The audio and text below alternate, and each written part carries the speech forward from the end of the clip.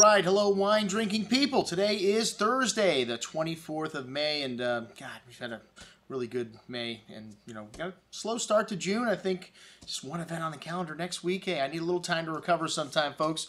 But you didn't think too long would go by before we had a Barolo offering go out, would you? And of course, one of my favorites, Bartolo Marcarello. Just like to say his name. It's got this ring that comes off of your tongue really nicely, and his wine also is exceptional. And this is one of the old school producers. Bartolo, well, he's now passed away, but Maria Teresa, his daughter, has carried on the tradition here at this property, and a staunch advocate of the old style of making wine. Even joked by having some special art labels he did that had this oak barrel and X's on them, no oak, because he didn't believe in new barriques to muck up this Nebbiolo, one of the most perfect grapes in all the world, and I would have to agree with him. It's become one of my favorite varietals. In the Piedmont, the only area in the world where you have great Nebbiolo. And I mean, back in the day, they would just look out at the hillsides and decide where to plant. It would be wherever the snow would melt first. That's where they would plant the Nebbiolo. And then in the other areas, they would have Dolcetto, which didn't have as good of exposure, didn't have the ability to get ripe every year. And today, there's Nebbiolo planted everywhere in the Piedmont.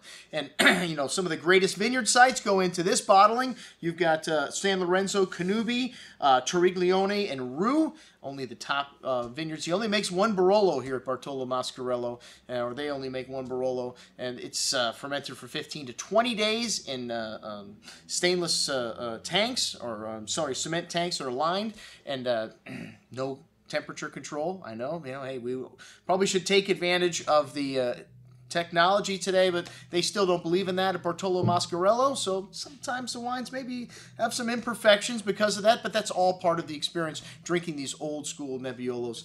And then the wine's kept in oak for 3 years, so it gets quite a bit of oxidization, some exposure to oxygen through the oak, but Nebbiolo still one of the longest lived of all the varietals, and Barolos you can keep for 20, 30 years or more. And hey, you have to buy these wines when they're young. If you want to drink the 1990 Bartolo Marcarello Barolo, it's going to cost you $300. Hey, if you want to drink a legendary old vintage like the 78, it's going to cost you like $800. But hey, tonight we have got some great vintages on this offering for a fraction of that, a fraction what this wine usually sells for. We've got 03, a hot year, drinking beautifully right now for like $66. That's less than half of what Bartolo Marcarello normally sells for. We've got 2001. Well, the 2001 maybe not the best deal on the page. I think this is $150, $120 on sale, so still a pretty good discount on that. But 2004, 2005, two great vintages. The 2004 we have quite a bit of. Got a great score from Antonio Galloni,